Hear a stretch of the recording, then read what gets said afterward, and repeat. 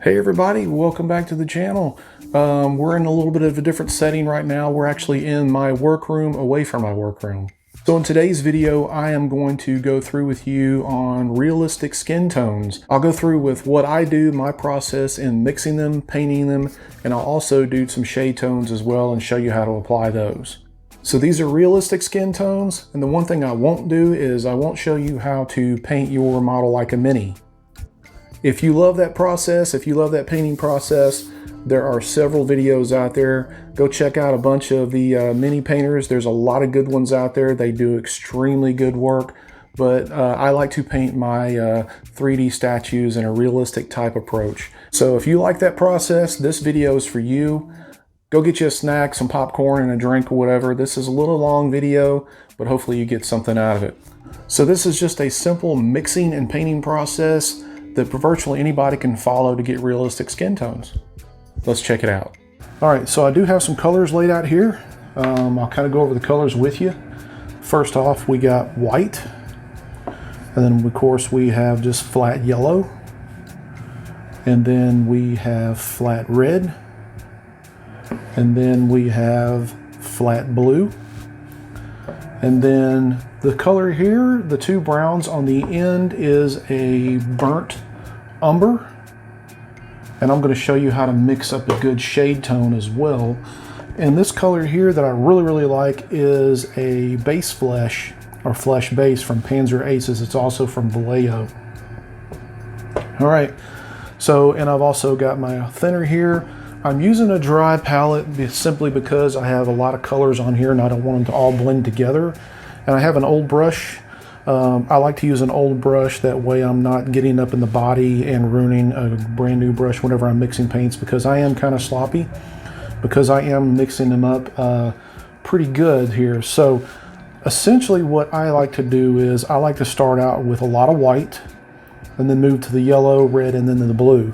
And that's how we're going to mix up these colors here. So I usually take, and I usually mix up in bigger batches in this, I usually take up a lot of white. All right, and then I get just probably about half that much of yellow. And then same thing with red. And I just use a very small touch of blue. And when I say small, I mean like very small, because that will go a long way. That's what kills you if you tend to put too much on there. And then I'll just put just a little bit, a couple of drops of that thinner on there so it doesn't thicken up. And then I give it just a good mix, and you'll see it starts to turn kind of bluish brown in the beginning. All right. And these are the four colors that's going to take you to where you need to go as far as your flesh shade. Okay, so it's kind of a bluish, almost kind of green tint to it. So that leads me to believe that we need more white, more yellow, and more red. Now, you don't have to put any more blue in this. Just those three colors there now should start working a very good reddish tone. And depending on what kind of skin tone you're looking for, if you're wanting to go with a more red, then of course you'll add more red to it. You can see why I use an old brush, because I get pretty messy here. All right, so it's turning a good base tone here. And typically I don't mix this in a hard palette. I usually mix it up in large batches in a mixing cup, but this is just to show you. All right, so that's a decent base right there, but I also want to go a little lighter. So again, add more white, just a little yellow, and just a little red. And what I'm going to do is you're going to see a nice rosy type tone, a little bit of beige to this. It usually takes a couple of times to really get to adjust the colors to where you really want to be. Or you can see that coming through.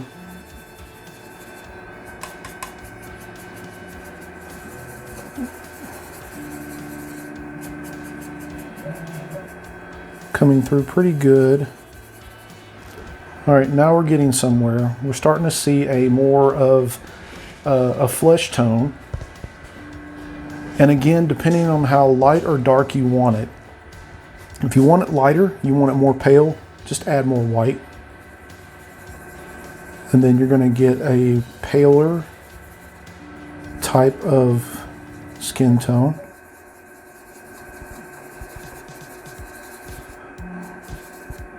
Let me put a little thinner on this.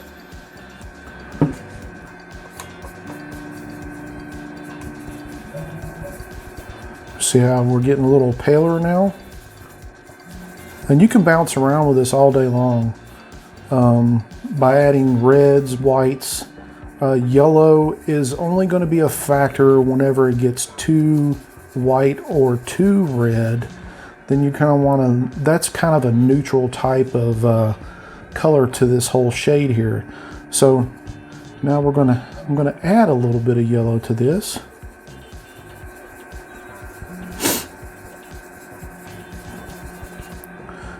And while it's a little paler, I want to go a little bit pinker. So like I said, you can toy around with this all day long, but it's essentially these four colors here to get to where you want.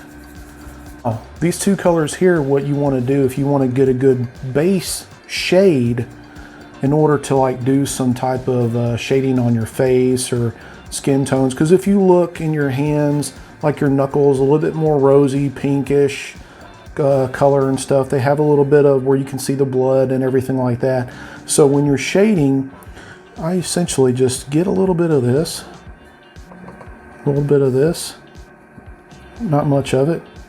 And then I like to grab just a little bit of this and just a tad of that and a little bit more red. All right.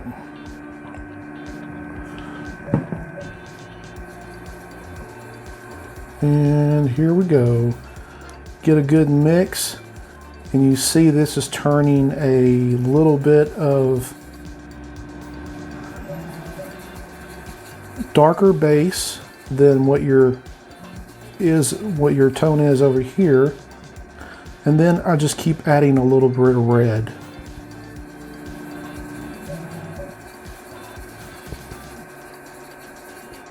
All right, and it becomes a little bit more pinkish. And a little bit more red. I think this will probably do it.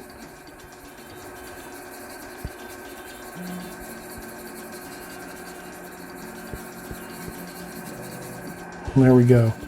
That is a good shade tone right there. Okay, for the sake of time on the video, I went ahead and I airbrushed the face with the actual tone. And then I'm going to go ahead and I'm going to start shading. I'm going to show you some places where I like to shade at. I like to get in the eyes and I like to get around the nose, the mouth, and then the undercuts and stuff of the, I like the chin and around the ears and stuff. So I like to start off with the eyes. So I like to kind of get in there a little bit.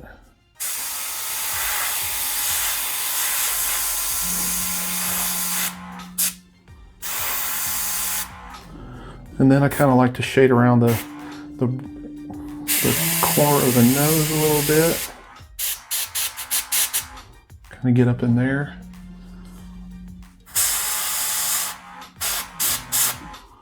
Only because the nose is a little bit more red around this area. And then I kind of branch out from there. I kind of get into the chin or the wrinkles in the mouth. Kind of like to get in the ears a little bit.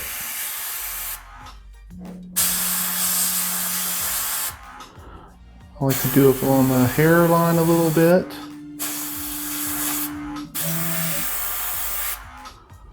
and kind of get up in the brow.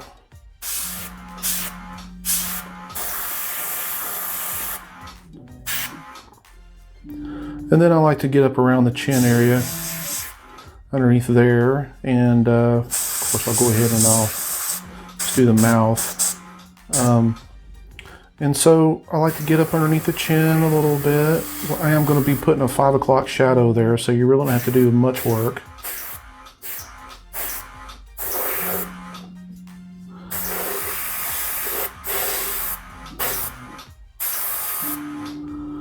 Kind of go back a little bit, hit high on the cheekbones.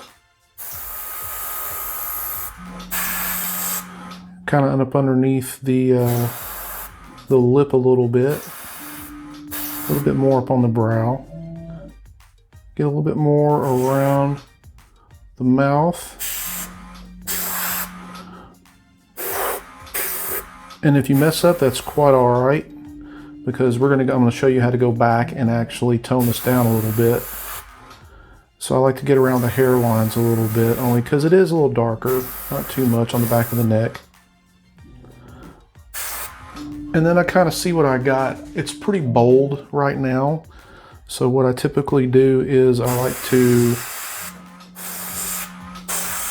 kind of go and spritz around a little bit to kind of tone this down.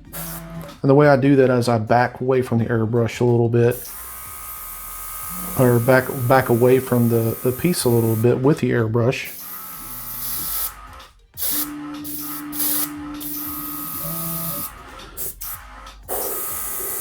Kind of give it a good shot from far away.